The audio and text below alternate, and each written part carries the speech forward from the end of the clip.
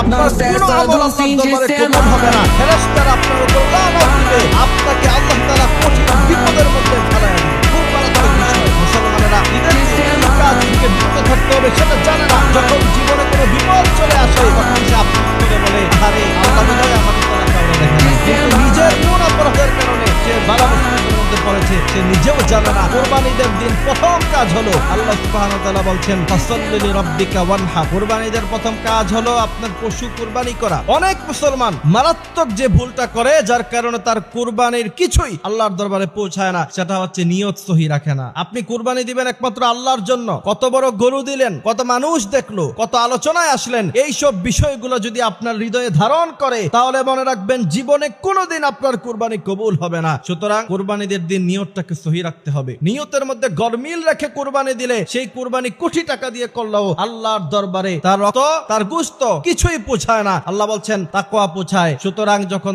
তার হৃদয়ে গরমিল থাকে তখন তাকওয়া আল্লাহ তাআলার দরবারে পৌঁছায় না, সেই কুরবানি কবুল হয় না। দ্বিতীয় নাম্বার, কুরবানিদের দিন যে ভুলটা আমরা সবাই করি, অনেক মুসলমানেরা করে, সেটা হচ্ছে ঈদুল আযহা অর্থাৎ কুরবানিদের দিন নামাজের পরে সবার তাড়াহুড়া থাকে কোন সময় গিয়ে গরু শোয়াবে। ইমাম সাহেব খতিব সাহেব যে খুতবা পাঠ করে সেটা শোনেন না, সেটা না শুনে খুব দ্রুত চলে আসেন। বুঝতে হবে আপনি কপাল পোড়া। ঈদের দিনেও আপনি ঈদগাহে বেশি সময় কাটাতে পারেন নাই, আপনার চেয়ে কপাল পোড়া পৃথিবীতে কেউ নাই। সুতরাং খুতবাটা শুনতে হবে। ঈদের নামাজের পরে খুব তাড়াহুড়া করে চলে আসলে 10 মিনিট 15 মিনিটের জন্য আপনি জীবনে অনেক বেশি আগায় যাবেন, বিষয়টা এমন নয়। সেই জায়গা থেকে খুতবা আপনাকে শুনতেই হবে। তৃতীয় নাম্বার, কুরবানিদের দিন যে ভুলটা করা যাবে না, তাহলে কুরবানি বাতিল হয়ে যাবে, সেটা হচ্ছে পশু জয় করার সময় পশু যেন খুব দ্রুত নিস্তেজ হয়, আমরা গলার মধ্যখানে ছুরি ঢুকাইয়া দেই, সেটা যেন না করি। আমরা সব সময় সে কথা বলি, তারপরে অনেক কসাইকে আমরা দেখতে পাই অথবা যারা জবাই করে তাদেরকে দেখতে পাই যে পশুকে খুব দ্রুত নিস্তেজ করার জন্য পশুর মাঝখানে